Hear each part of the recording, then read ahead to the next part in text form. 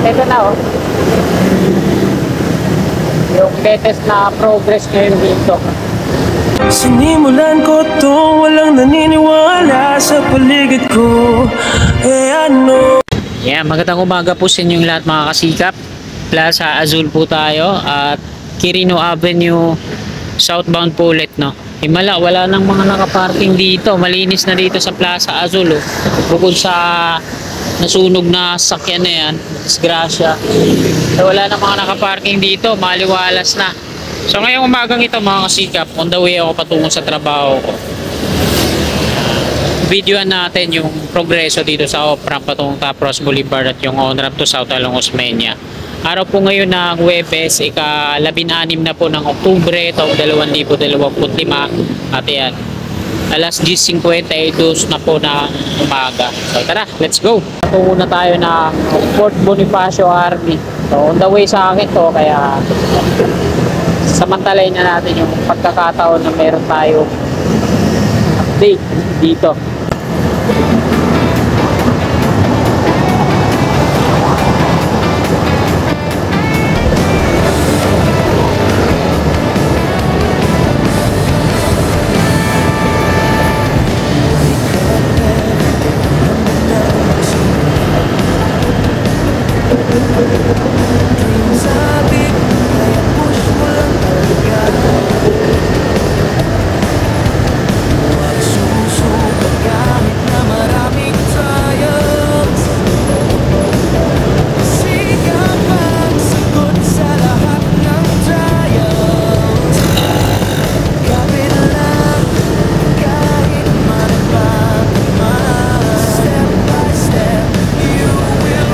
Ito pa lang, matraffic na, no?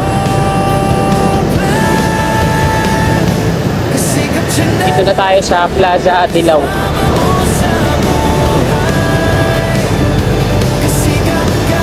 Ayan yung mga LED light na in-install nila dito sa ilalim. Dami. Dikit-dikit halos.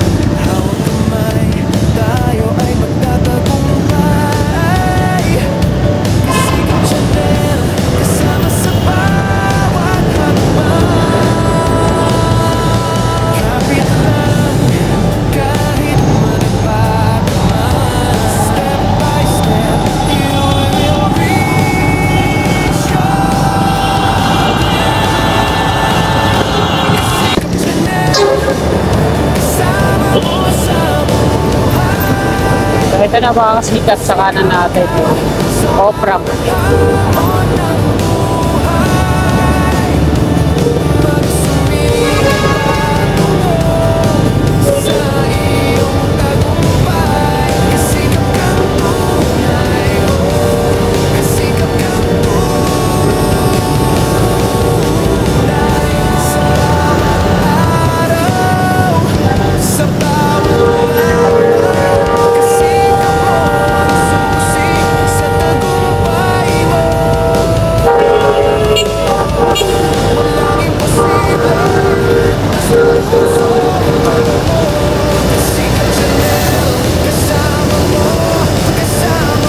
Panibagong river cage na naman dito sa loob.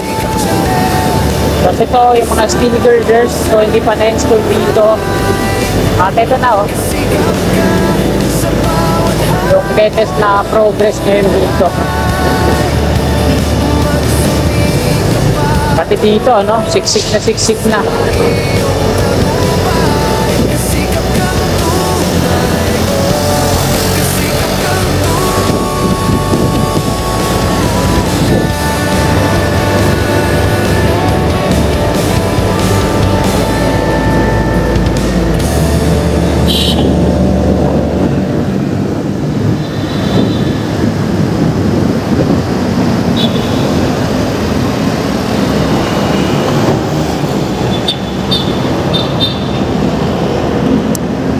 nakapag-U-turn na tayo.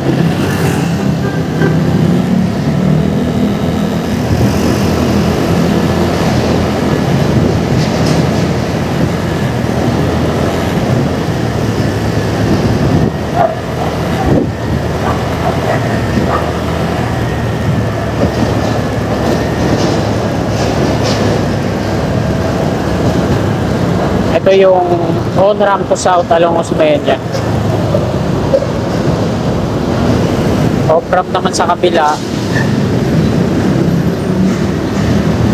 Quirino Interchange.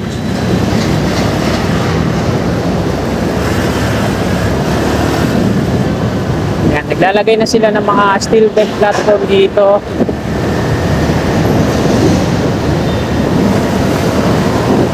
Ito naman sa may tulay, nilalagyan nila ng mga luma beam yung ilalim. Kagaya na ito, bago sila mag-install ng mga steel deck platform, lalagyan muna nila ng mga luma beam net. Lalagyan ng net.